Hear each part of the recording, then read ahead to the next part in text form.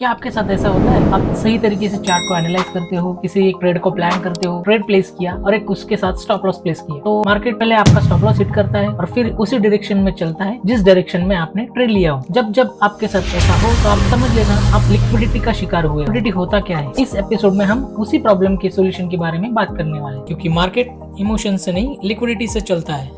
इस तरह से हमने लिक्विडिटी कांसेप्ट क्या होता है वो समझ लिया। बाय साइड लिक्विडिटी क्या होती है, सेल साइड लिक्विडिटी क्या होती है, candlestick by side sell side क्या होती है, ईआरएल आईआरएल क्या होती है, इक्वल हाइज इक्वल लोज क्या होते हैं, पेशेंस लिक्विडिटी क्या होता है। हेलो ट्रेडर्स, पिछले एपिसोड में हमने मार्केट स्ट्रक्चर को समझा और मैंने कहा था डायरेक्शन के बाद मार्केट हमेशा लिक्विडिटी की तरफ मूव करता है। लेकिन एक सवाल है, लिक्विडिटी होती कहाँ है? आज के एपिसोड में हम डिफरेंट टाइप्स ऑफ लिक्विडिटी को ब्रेक डाउन करेंगे और देखेंगे मार्केट स्टॉप लॉस को कैसे हंट करता है। और अगर आप ये समझ गए तो आप मार्केट को अलग नजरिए से देखेंगे।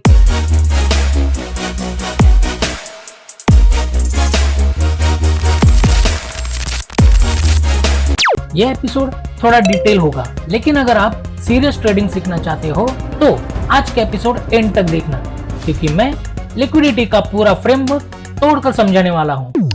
लिक्विडिटी कॉन्सेप्ट होता क्या है, उसे किस तरह यूज किया जाता है, उसे सीखना हमारे लिए क्यों इम्पोर्टेंट है, ये सब कुछ सबसे पहले हम जान लेते हैं। लिक्विडिटी कॉन्सेप्ट का लॉजिक सबसे पहले हम सीखेंगे, क्योंकि मैंने कहा था मैं यहाँ पर सिर्फ कॉन्सेप्ट नहीं लॉजिक एक्सप्लेन करूंगा। तो लिक्विडिटी होता क्या है? सबसे पहले तो हम लिक्विडिटी क्या होती है ये जानते हैं। एक बात याद रखो, infrastructure is not build for the average trader to make money in the financial market. Market retail के लिए डिजाइन नहीं हुआ है, मार्केट लिक्विडिटी के लिए डिजाइन हुआ है। इंफ्रास्ट्रक्चर का क्या मतलब हुआ?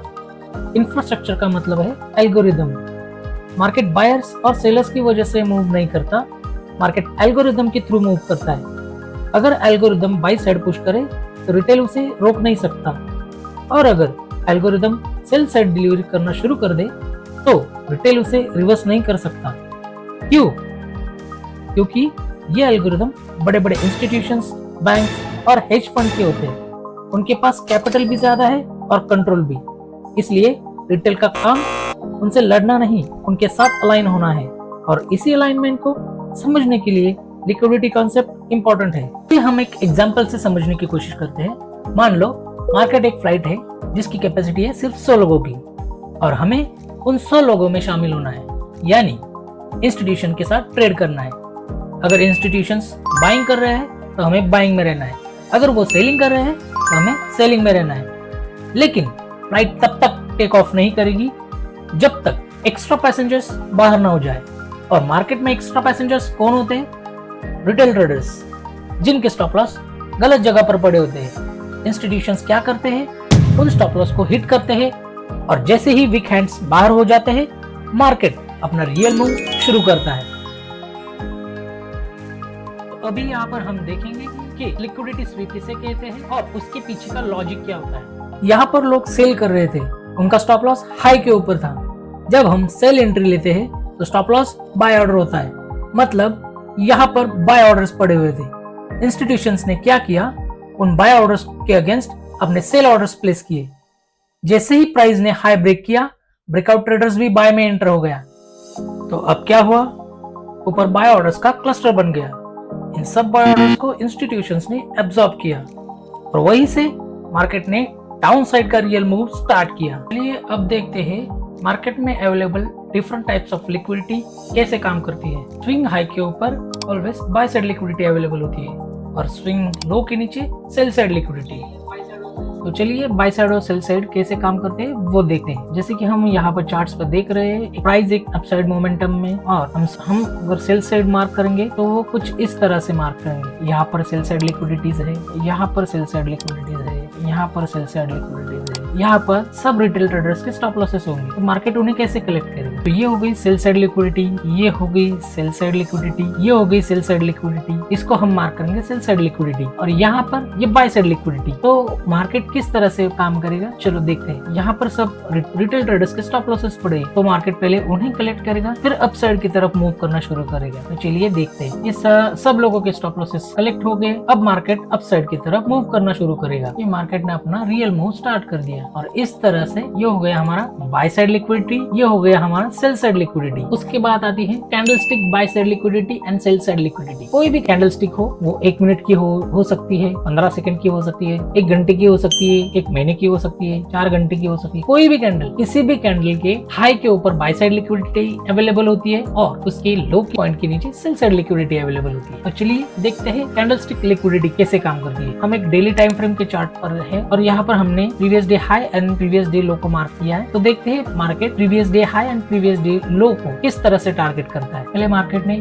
बाय साइड को टारगेट किया, ऊपर जाकर लिक्विडिटीज कलेक्ट की और फिर नीचे आया। नेक्स्ट डे हमने इस प्रीवियस डे हाई को मार्क किया और इस प्रीवियस डे लो को मार्क किया। नेक्स्ट डे मार्केट ने प्रीवियस डे लो को ब्रेक किया और फिर ऊपर क्लोजिंग दी। फिर हमने इस लो को मार्क किया और इस हाई को मार्क किया। नेक्स्ट डे मार्केट ने अपना हाई ब्रेक किया, नेक्स्ट इस हाई को टैप करके मार्केट ऊपर साइड की तरफ निकल गया। ये है हमारे कैंडलस्टिक लिक्विडिटीज। यानी हम यहाँ पर देख रहे हैं कि किसी भी डेली टाइम फ्रेम की जो भी कैंडल होती है उसका हाई और उसका लो किस तरह से टारगेट करके लिक्विडिटी क्रिएट की जाती है और फिर उसके बाद एक रियल मूव आता है। तो इसीलिए डेली टाइम फ्रेम का यानी कि previous day high and previous day लो ये एक बहुत ही ज्यादा इंपॉर्टेंट लिक्विडिटी लेवल्स का काम करते हैं। लेकिन क्या हम हर एक कैंडलस्टिक को लिक्विडिटी की तरह देखेंगे? देख सकते हैं, लेकिन it depends on the situation. लेकिन मार्केट में सबसे ज्यादा इंपॉर्टेंस कौन सी कैंडल्स की लिक्विडिटी को दिया जाता है? तो वो है monthly candle, previous month high previous month low, weekly candles, previous week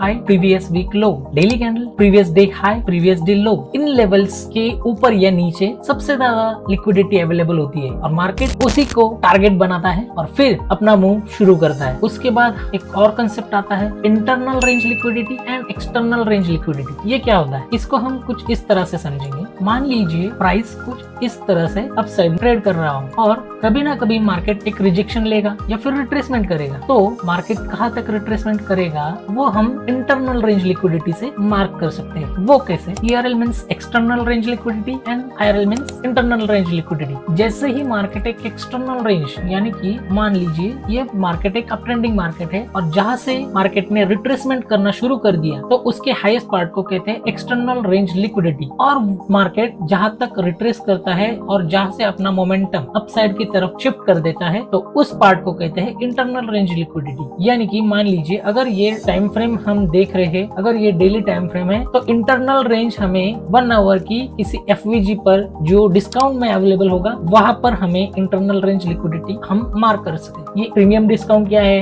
ये डेली टाइम फ्रेम से मैं सीधा 1 आवर टाइम फ्रेम में क्यों गया, ये सब हम आगे सीखने वाले हैं। अभी के लिए समझ लीजिए ये एक एक्सटर्नल रेंज लिक्विडिटी है और जैसे ही प्राइस यहाँ से अपने मेन डायरेक्शन में शिफ्ट हुआ उसे कहेंगे हम इंटरनल रेंज लिक्विडिटी। ठीक है, ये एग्जांपल है हमारा बुलिश ट्रेंड के लिए और ये एग्जांपल है हमारा सेलिंग के लिए। अगर मार्केट सेल साइड में डिलीवर हो रहा हो तो वो एक्सटर्नल रेंज लिक्विडिटी लोवेस्ट लो पर हम मार्क करेंगे और जैसे ही प्राइस रिट्रेस करना शुरू कर देगा और वो जिस FVG से फिर से अपना मूव, अपना रियल सेलिंग का मूव स्टार्ट करेगा वहां पर हम इंटरनल रेंज लिक्विडिटी मार्क कर सकते हैं। और जिस तरह से हमारा एक्सटर्नल रेंज लिक्विडिटी यहाँ पर और यहाँ पर होगा इंटरनल रेंज लिक्विडिटी। इसे चार्ट्स पर कैसे यूज करते हैं ये हम देखने वाले हैं। जैसे कि हम यहाँ पर देख सकते हैं प्रीवियस वीक को स्वीप करके डाउन साइड ट्रेड करना शुरू कर दिया है और जैसे कि हमने यहाँ पर स्ट्रक्चर मैपिंग किया है उस हिसाब से हमारा ITH यहाँ पर आ रहा है। अगर ITH और STH क्लियर नहीं है टेंशन मत लो, मैंने एपिसोड 1 में डिटेल में समझाया है। फिलहाल समझ लो कि एक इम्पोर्टेंट स्विंग लेवल है। अगर एपिसोड 1 नहीं देखा है तो इस वीडियो के बाद जरूर देख लेना। हमने अभी अभी इस 4 आवर टाइम फ्रेम के लो को ब्रेक कर दिया है और अब हम वेट करेंगे प्राइस ERL पर वापस आए तो हमारा ERL इस ITH के नीचे कहाँ बन रहा है ये हम देखेंगे। इसलिए हम 15 मिनट के टाइम फ्रेम पर जाएंगे और यहाँ पर देखेंगे इस ITH से पहले हमारा ERL कहाँ बन रहा है। क्या यहाँ पर हमें कोई ऐसा FVG दिख रहा है जो हमें एज एन IRL काम कर सके? हमें यहाँ पर दिख रहा है कि यहाँ पर एक BPR है तो हमें उसे मार्क करेंगे। इसे ऐसे मार्क करेंगे, हम इसे एज एन IRL नाम लेंगे। इस तरह से हमने मार्क किया इंटरनल रेंज लिक्विडिटी यानी कि IRL। इस इंटरमीडिएट टर्म हाई के नीचे हमारा ये बन रहा है IRL, हमने इसे मार्क किया इंटरनल रेंज लिक्विडिटी। तो देखते हैं क्या प्राइस ने हमारे IRL पर टैप किया है। Let's see. जैसे ही प्राइस ने रिजेक्शन लेना शुरू किया तो ऑटोमेटिकली हमारा एक्सटर्नल रेंज लिक्विडिटी बन जाता है यहाँ पर। तो चलिए देखते हैं क्या मार्केट ने हमारे इंटरनल रेंज लिक्विडिटी को टैप किया है। Let's see. अगली ही कैंडल में हमें मार्केट इंटरनल रेंज लिक्विडिटी को टैप करते हुए दिखा, इसलिए हमारा नेक्स्ट टारगेट बनेगा एक्सटर्नल रेंज लिक्विडिटी, क्योंकि हमने अभी अभी इंटरनल रेंज लिक्विडिटी को टैप किया है और वहां से रिजेक्शन लेना शुरू किया है, इसीलिए हमारा नेक्स्ट टारगेट बन जाता है हमारा एक्सटर्नल रेंज लिक्विडिटी। ये देखते हैं क्या प्राइस एक्सटर्नल रेंज लिक्विडिटी की तरफ फिर से मूव करता है या नहीं। अब देख सकते हैं यहाँ पर हमने IRL को टैप करके सीधे एक्सटर्नल रेंज लिक्विडिटी को टारगेट किया। इसे कहते हैं internal range liquidity to external range liquidity, IRL to ERL and ERL to IRL। अब तक आप समझ चुके हो कि मार्केट स्टॉप लॉस को कैसे टारगेट करता है। अब जो पार्ट आने वाला है वो आपके एंट्रीज कंप्लीटली चेंज कर देगा। नेक्स्ट कॉन्सेप्ट है high resistance liquidity and low resistance liquidity. ये कैसे काम करती है? मान लो एक प्राइस एक अप ट्रेंड में है और उसने अपने प्रीवियस स्विंग को ब्रेक कर दिया और ब्रेक करने के बाद डाउन साइड की तरफ पुश करना शुरू कर दिया, यानी कि मार्केट ने अपने प्रीवियस स्विंग को पहले ब्रेक किया और फिर नीचे की साइड मूव करना शुरू कर दिया। तो इस पार्ट को हम कहते हैं हाई रेजिस्टेंस लिक्विडिटी, क्योंकि उसने अपने प्रीवियस स्विंग को ब्रेक कर दिया, फिर उसके बाद उसने डाउन साइड का मूव शुरू कर दिया। वैसे ही लो रेजिस्टेंस लिक्विडिटी किसे कहते हैं? मान लीजिए मार्केट एक अप साइड में मूव कर रहा था और उसने जैसे ही रिट्रेसमेंट किया, रिट्रेसमेंट के बाद वाला स्विंग इस हाईएस्ट पॉइंट के नीचे बना और वहीं से मार्केट ने डाउन साइड की तरफ मूव करना शुरू कर दिया। ये स्विंग पॉइंट इस हाई के ऊपर ना जाते हुए इस हाई के नीचे ही रहा, तो इससे कहते हैं हम लो रेजिस्टेंस लिक्विडिटी। अगर मार्केट सेल साइड में डिलीवर हो रहा हो और वो अपने प्रीवियस स्विंग को ब्रेक करके एक नया लो बनाकर अगर अपना डायरेक्शन शिफ्ट कर देता है, तो हम इस लोवेस्ट पॉइंट को मार्क करते हैं हाई रेजिस्टेंस लिक्विडिटी। और लो रेजिस्टेंस लिक्विडिटी हम सेल साइड में कैसे मार्क करते हैं? जैसे ही मार्केट ने एक स्विंग लो पोस्ट किया, उसके बाद वाला जो भी स्विंग है वो स्विंग लो के ऊपर पोस्ट हुआ है और वहीं से मार्केट ने रिजेक्शन लेना शुरू कर दिया, तो हम इस पॉइंट को कहते हैं लो रेजिस्टेंस लिक्विडिटी। यही कॉन्सेप्ट होता है इक्वल हाइज और इक्वल लोज का। जैसे ही प्राइस मान लीजिए ये अपसाइड ट्रेड कर रहा हो और मार्केट एक इस हाई से नीचे कोई हाई पे हाई लगाता है, इस हाई को ब्रेक ना करते हुए फिर से मार्केट डाउन साइड की तरफ मूव करता है, फिर से ऊपर आता है। इस तरह से इस हाई के नीचे और बहुत सारे हाईज हमें दिखने लगते हैं। तो रिटेल ट्रेडर्स यहाँ पर क्या करते हैं? यहाँ कहीं पर भी इसे रेजिस्टेंस मानकर सेल साइड में एंट्री करते हैं और उन सब के स्टॉप लॉसेस यहाँ पड़े होते हैं। और जैसे ही मार्केट अपनी इंटरनल रेंज लिक्विडिटी को टैप करता है, इंटरनल रेंज लिक्विडिटी को टैप करने के बाद जैसे ही प्राइस अप साइड की तरफ शिफ्ट होता है, तो इन सब लोगों के जो सेल साइड में बैठे थे उन सब लोगों के स्टॉप लॉस यहाँ पर पड़े होते हैं, यहाँ पर पड़े होते हैं, यहाँ पर पड़े होते हैं, यहाँ पर पड़े होते हैं। इन सब के स्टॉप लॉसेस मार्केट हिट कर देता है और अप साइड की तरफ चला जाता है। इसे कहते हैं इक्वल हाइज लिक्विडिटी कॉन्सेप्ट। उसी तरह जब मार्केट एक सेल साइड डिलीवरी में जा रहा हो तो उसके लोवेस्ट लो के ऊपर जैसे ही लोज बनने शुरू हो जाते हैं तो उन्हें हम मार्क करते हैं इक्वल लोज, क्योंकि जैसे हमने बाई साइड में देखा वैसे ही सेल साइड में भी ज्यादातर बार होता है। जैसे ही रिटेल ट्रेडर्स यहाँ पर बाइंग के लिए एंट्री करते हैं, उन सब के स्टॉप लॉसेस इस लो के नीचे, इस लो के नीचे, इस लो के नीचे, इस लो के नीचे अवेलेबल होते हैं। और जैसे ही मार्केट एक इंटरनल रेंज लिक्विडिटी IRL को टैप करता है, वैसे ही मार्केट डाउन साइड की तरफ मूव करना शुरू कर देता है और इन सब के स्टॉप लॉस इन सब के स्टॉप लॉसेस हिट हो जाते हैं। और इस तरह से equal highs and equal lows का कॉन्सेप्ट काम करके डेली चार्ट पर है। और high resistance liquidity, low resistance liquidity कैसे मार्क करते हैं और मार्केट प्राइस उन्हें कैसे टारगेट करता है और कैसे अपना रियल मूव स्टार्ट करता है, ये देखने वाले हैं। तो जैसे कि हम देख पा रहे हैं daily chart down side direction में चल रहा है, इसीलिए हमने इस हाई से लेकर इस लो तक एक टूल का इस्तेमाल किया है जिसे हम प्रीमियम डिस्काउंट कहते हैं। और उस हिसाब से हमारा 0.5 एरिया ये आ रहा है, कैसे हाई रेजिस्टेंस लिक्विडिटी और लो रेजिस्टेंस लिक्विडिटी क्रिएट करता है और उन्हें टारगेट करता है। इस लो के बाद मार्केट ने अपना एक डायरेक्शन शिफ्ट किया और इस पॉइंट पर मार्केट ने डेली टाइम फ्रेम पर यहाँ पर एक लो पोस्ट किया, उसके बाद यहाँ पर लो पोस्ट किया, मतलब कि ये लो इस लो से ऊपर पोस्ट हुआ है, ये लो इस लो से ऊपर पोस्ट हुआ है। और ऐसा करते करते हमने कोई भी कैंडल के लोवेस्ट पार्ट को हमने ब्रीच नहीं किया है, मतलब कि हर एक लो प्रीवियस लो से ऊपर बनते जा रहा है। इसीलिए हम इसे मार्क कर सकते हैं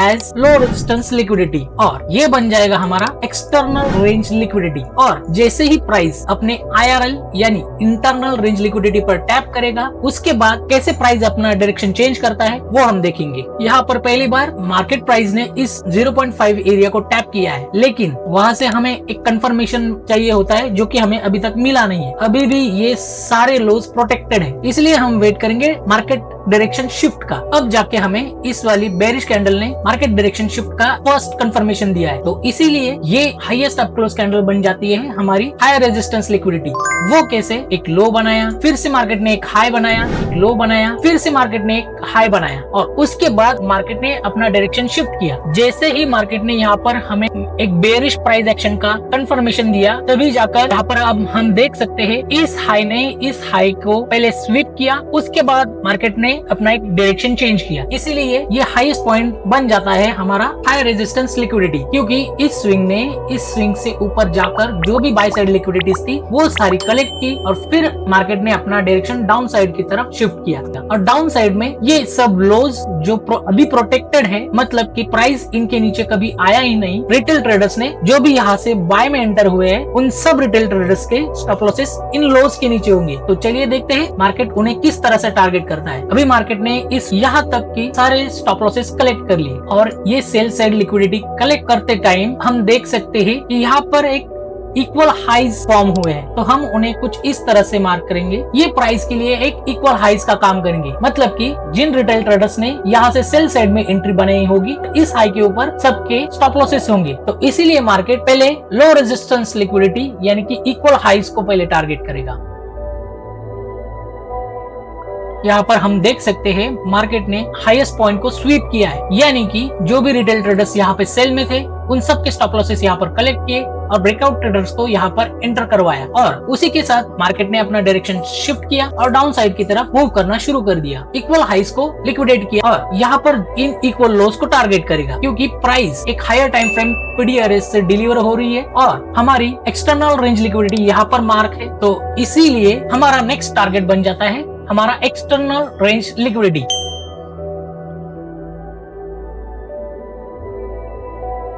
जैसे कि हम यहाँ पर देख पा रहे हैं, प्राइस ने इन लो तक जो भी स्टॉप लॉसेस थे वो सारे कलेक्ट कर लिए और हमारा फाइनल डेस्टिनेशन ERL अभी पेंडिंग है। लेट्स सी मार्केट क्या ERL को टैप करता है।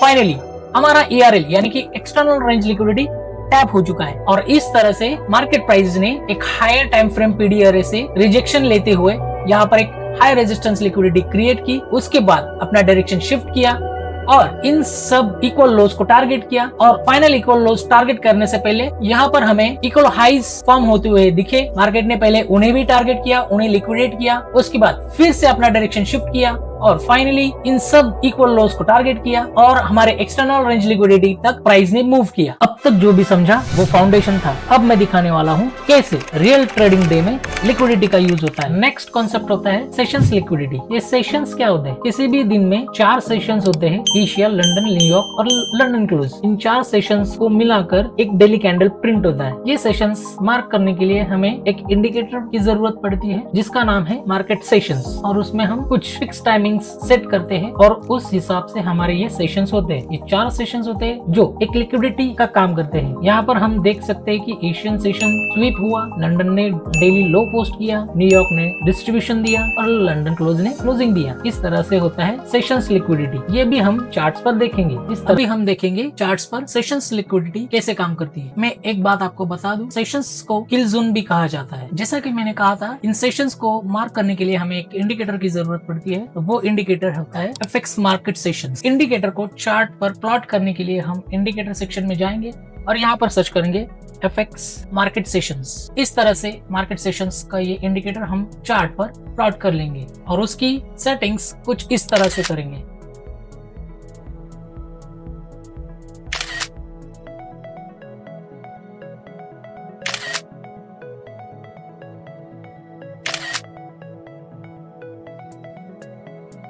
तो ये हमारा इंडिकेटर कुछ इस तरह से चार्ट पर प्लॉट हो जाएगा। इस तरह से होते मार्केट में 4 sessions, Asian session, London session, New York session and London close. तो यहाँ चार्ट पर हमें क्या दिख रहा है? एशियन सेशन में हमें यहाँ पर एक कंसोलिडेशन दिखा, लंदन सेशन ने यहाँ पर एक दिन का लो पोस्ट किया, उसके बाद न्यूयॉर्क सेशन ने हमें यहाँ से डिस्ट्रीब्यूशन दिया और लंदन क्लोज सेशन ने हमें डे क्लोजिंग दिया। जैसा कि हमने लाइन चार्ट पर एग्जाम्पल देखा था, ठीक उसी तरह से यहाँ पर हमें चार्ट्स पर दिखाई दे रहा है। कुछ और एग्जांपल देखते हैं। इस तरह से डेली कैंडल यहाँ पर ओपन हुआ, यहाँ तक नीचे गया, फिर ऊपर गया, फिर नीचे आया और जब लंदन सेशन शुरू हुआ तब लंदन सेशन ने एशियन हाई की सारी बाय साइड लिक्विडिटी को कलेक्ट किया, डेली हाई पोस्ट किया और फिर उसके बाद न्यूयॉर्क सेशन ने डाउन साइड डिस्ट्रीब्यूशन दिया और लंदन क्लोज ने डेली कैंडल को क्लोज किया। इस तरह से सेशन लिक्विडिटी काम करती है। यहाँ से जो भी लोग यहाँ से बाइंग में गए होंगे उन सब के स्टॉप लॉसेस इस लो के नीचे होंगे। तो मार्केट ने क्या किया, लंदन सेशन ने दिन का हाई पोस्ट किया और न्यूयॉर्क सेशन ने डाउन साइड का डिस्ट्रीब्यूशन देके इन सब रिटेल ट्रेडर्स के स्टॉप लॉसेस कलेक्ट की। इस तरह से सेशन लिक्विडिटी काम करता है। यहाँ पर हम देख सकते हैं कि एशिया सेशन सिर्फ कंसोलिडेट नहीं कर रहा, ये डिपेंड करता है प्रीवियस सेशन में क्या हुआ है। तो यहाँ एशियन सेशन ने एक डाउन साइड डिस्ट्रीब्यूशन दिया और यहाँ पर जो भी सेल साइड लिक्विडिटीज थी यहाँ पर उनको कलेक्ट किया। फिर लंदन सेशन ने यहाँ पर एक्यूमुलेशन किया, फिर से डाउन साइड डिस्ट्रीब्यूशन दिया। उसके बाद न्यूयॉर्क ने री एक्यूमुलेशन किया और लंदन क्लोज ने यहाँ पर जिन भी लोगों के स्टॉप लॉसेस थे उन सबको लिक्विडिटी के लिए कलेक्ट किया और अपसाइड की तरफ मोमेंटम दिया। तो इस तरह से काम करता है मार्केट सेशंस या फिर किल जोन्स। इस एग्जांपल में हम देख सकते हैं डेली ओपन यहाँ पर हुआ, एशियन सेशन ने एक अपसाइड मोमेंटम दिया, उसके बाद लंदन सेशन ने एक्यूमुलेट किया और न्यूयॉर्क ने लंदन सेशन की सेल साइड लिक्विडिटी को ग्रैब किया, यानी कि यहाँ पर जितने भी लोगों के स्टॉप लॉसेस थे उन सबको कलेक्ट किया और अपसाइड की तरफ चला गया और लंदन क्लोज ने डेली कैंडल क्लोज किया। इस तरह से यहाँ पर सेल साइड लिक्विडिटी को सेशंस ने टारगेट किया और अपना रियल मूव यहाँ से अनफोल्ड किया और इस तरह से काम करते हैं मार्केट सेशंस यानी कि किल जोन्स। इन एग्जांपल से आपको एक बात तो क्लियर हो गई होगी, सेशंस लिक्विडिटी के बिना एंट्री लेना बस एक गेस वर्क है और ट्रेडिंग गेस वर्क नहीं होती। इसलिए अगर कोई सेशन में स्वीप नहीं हुआ है तो मैं मार्केट को इग्नोर करता हूँ। बस एक simple rule, no liquidity sweep no trade. इस तरह से हमने लिक्विडिटी कॉन्सेप्ट क्या होता है वो समझ लिया। बाय साइड लिक्विडिटी क्या होती है, सेल साइड लिक्विडिटी क्या होती है, candlestick by side sell side क्या होती है, ERL IRL क्या होती है, इक्वल हाइज इक्वल लोज क्या होते हैं, सेशंस लिक्विडिटी क्या होता है। स्ट्रक्चर डायरेक्शन देता है और लिक्विडिटी डेस्टिनेशन। इन दोनों के बिना एनालिसिस अधूरा है। डायरेक्शन के बाद मार्केट लिक्विडिटी की तरफ मूव करता है और लिक्विडिटी के बाद मार्केट अपना प्लान एग्जीक्यूट करता है। आज आपने समझा मार्केट स्टॉप लॉस को कैसे टारगेट करता है। अगला एपिसोड इससे भी इंपॉर्टेंट है क्योंकि अब हम समझेंगे मार्केट का पूरा cycle. Power of 3 means accumulation, manipulation and distribution. See you in the next episode power of 3। Till then happy trading.